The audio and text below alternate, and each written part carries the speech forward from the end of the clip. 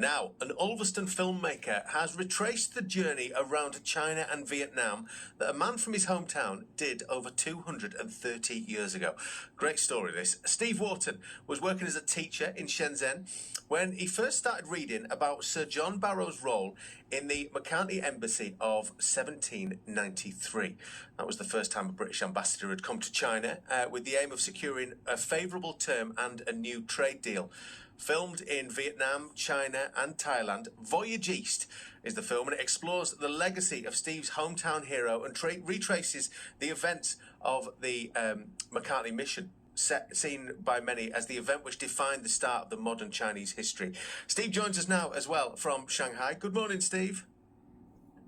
Good morning, how are you? I'm good, thank you. Or should I say good morning with you out there? You're well into the afternoon, I'm guessing. So let's talk about this. 8 hours ahead of you. Oh, right, yeah. Well, we'll let you go to bed soon then. For those who don't know then, just give us a little brief history of this. Who exactly was Sir John Barrow, and why is he such a significant figure in your hometown of Ulverston? Well, I mean, he came from virtually nothing and then became quietly one of the most influential men in the UK, and because of the UK's standing in the world at that time, he was making major decisions about global affairs. And even though I went to his school, I didn't know about any of this until I started travelling more and then reading a little bit more about his time in China, and then it just went on from there. It's a great story. And his time in China was important, wasn't it? The McCartney mission, and it was so important to sort of shaping modern Chinese history, really.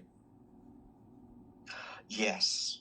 Yeah. I mean, Britain has got a much longer relationship with China than we realise. And the problem is we've forgotten part of that relationship, but China hasn't. So when Keir Starmer was there recently asking for very similar things as Lord McCartney was in 1792, back home, a lot of people are missing part of the picture. So you retraced Barrow's roots through China, Vietnam and Thailand.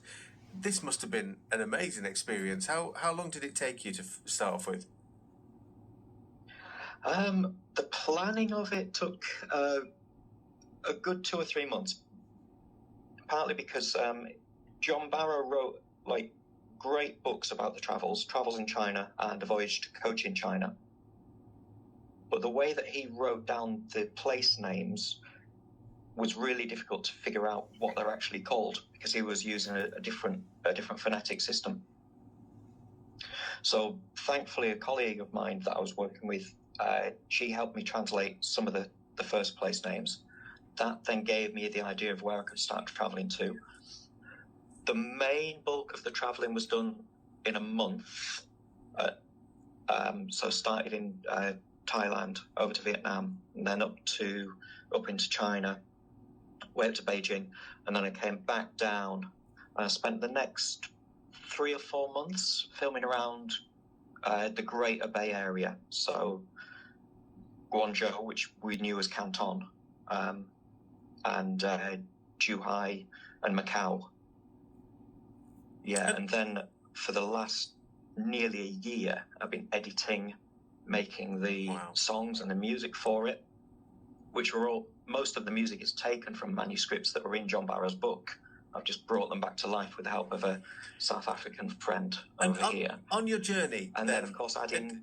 On your journey, Steve, was it just a journey of retracing it, or did you actually feel connected to Barrow's original voyage? Was there sort of, signs of him along the way?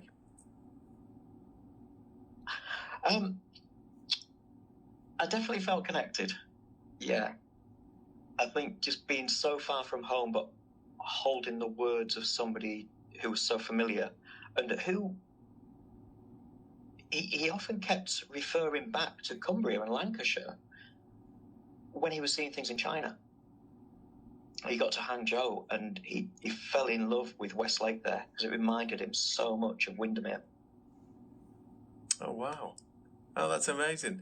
It must have been quite a surprise then, filming there and sort of seeing those places. Yeah, absolutely. Yeah, and it's it just shows you as well that when you've got, you know, what you think of as far-flung stories, international stories, they're actually just local stories, and they are repeated all over the world. So, yeah, it was a really, really good experience. Yeah, I can imagine. So let's talk about the film then, Steve. When is it going to be released? Where can people see it if they are interested in this story? So, because it's quite information heavy, I decided to split it down into very short episodes. So between 4 and 7 minutes. And that's going to be released on YouTube from this Sunday. So we'll start with the first 3 episodes and then one every day, like through the Chinese New Year period. And then when I come back to the UK in March, I'll start to organise some full-length screenings with talks and Q&A, maybe some live music as well. Brilliant. So people can keep an eye out for them. Steve, thank you so much for joining us this morning.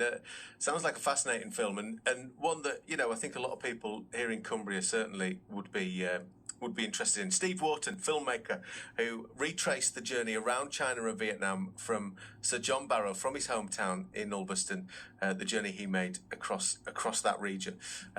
Be amazing. So looking forward to that film.